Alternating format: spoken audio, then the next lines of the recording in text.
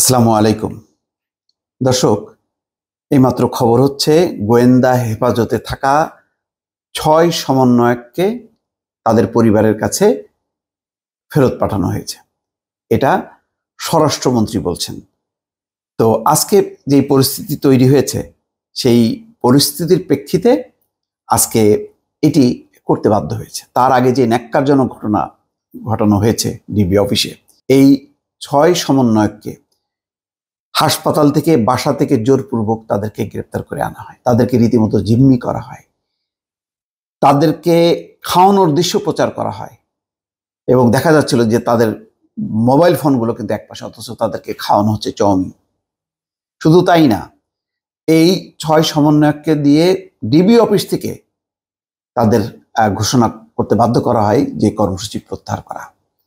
সেই video record প্রচার হয়েছে এবং তারপর আজকে প্রায় ৪-৫ দিন ধরে ওই ডিবি হেফাজতে, এবং এটি নিয়ে প্রতিবাদ হচ্ছে। সেই শিক্ষকরা দেখা করতে গেছেন, তাদেরকে দেখা করতে দেওয়া হয়নি।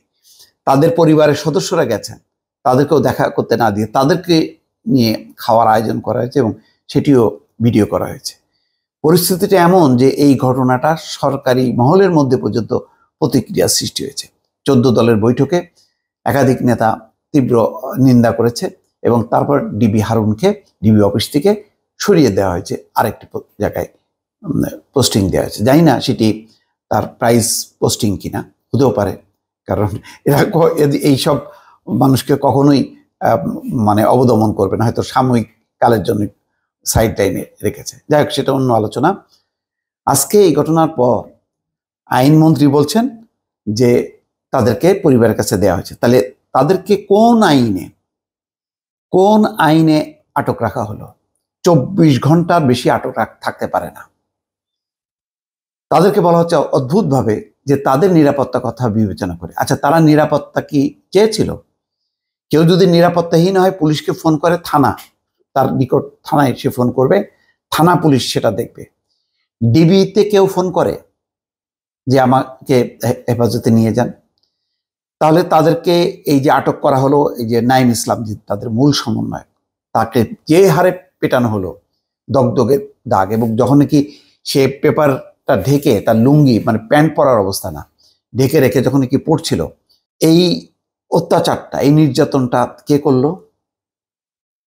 কে আটক করলো? কে তুলে নিল? 48 ঘন্টা। তারপরে পূর্বাচল বা পুবাইল একটা ব্রিজের নিচে তাকে ফেলে রাখা হলো। সেখান থেকে সে সিএনজি নিয়ে ঢাকায় আসলো। আরেকজন এই সমন্বয়ক, এই 6 জনের মধ্যে, সে বলছে যে তাকে 3-4 দিন অজ্ঞান করে রাখা হয়েছে, তার কোনো হুঁশ ছিল না। এইরকম নির্যাতনের পর তাদেরকে ডিবি অফিসে রেখে তাদেরকে খাওয়া দাওয়া করানো, দৃশ্য প্রচার করে তাদেরকে কর্মসূচি প্রত্যাহার করা হচ্ছে। এই ঘটনার কোনো বিচার নেই, শুধুমাত্র ট্রান্সফার করা হলো।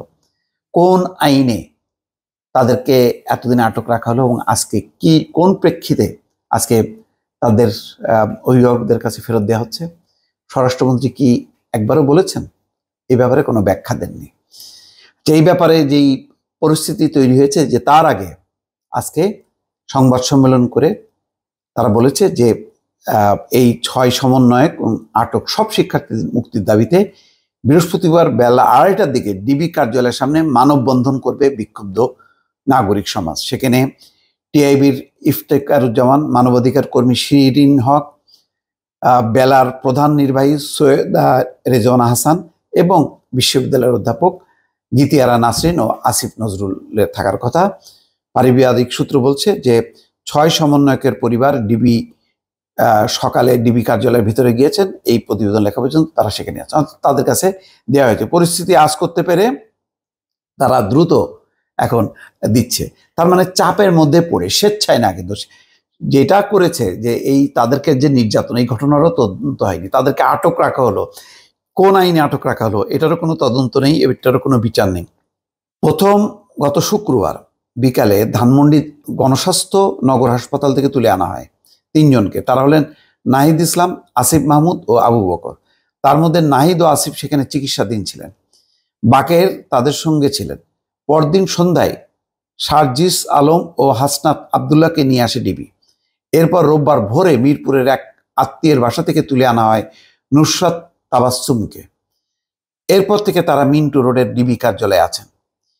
ডিবির দাবি তারা নিরাপত্তাহীনতায় ভুগছিলেন, তাই তাদের নিরাপত্তা হেফাজতে রাখা হয়েছে। নাহিদ ইসলামের মা মমতাজ নাহার বলেন, আমি দুশ্চিন্তায় আছি, আমাদের নিয়ে গিয়ে ছেলেরা ভালো আছেন দেখালেও পরে কি হচ্ছে সেটা তো আমরা জানতে পারছি না, তাই ছেলে মুক্ত না হওয়া পর্যন্ত দুশ্চিন্তা কাটছে না। মমতাজ নাহার বলেন, তার ছেলে নাহিদ হাসপাতালে ভর্তি ছিলেন, সেখানে তার চিকিৎসা চলছিল, ওখান থেকে ডিবি কার্যালয়ে নিয়ে যাওয়া হয়।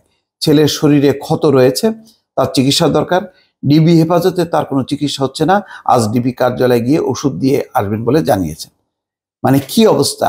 চিকিৎসা ছাড়া কিভাবে এই নির্যাতিত ছাত্রদেরকে হেফাজতে রেখে দেয়? 19শে জুলাই মধ্যরাতে খিলগাঁয়ের নন্দীপাড়া এক বন্ধুর বাসা থেকে নাহিদকে তুলে নেওয়া হয়। একদিন পর পূর্বাচল এলাকায় তাকে ফেলে যাওয়া হয়।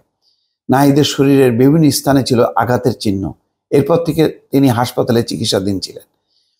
অপর দুই সমন্বয়ক আসিফ ও বাকেরকেও একই দিন তুলে নেওয়া হয়। 5 দিন পর তাদের দুজনকে চোখ বাঁধা অবস্থায় সেখান থেকে তুলে নেওয়া হয়েছিল, সেখানে ফেলে যাওয়া হয়। এরপর থেকে আসিফও নগর হাসপাতালে, গণস্বাস্থ্য হাসপাতালে চিকিৎসাধীন ছিলেন, তার সঙ্গে ছিলেন বাকেরও। চিন্তা করেন এই যে পরিস্থিতি, এই পরিস্থিতির এই যে আইনের লঙ্ঘন সরকার নিজে করছেন, আবার তারা নাকি এই পরিস্থিতির এই যে আইনের লঙ্ঘন সরকার নিজে করছেন, আবার তারা নাকি বিচার করবেন। ভালো থাকবেন, আল্লাহ হাফেজ।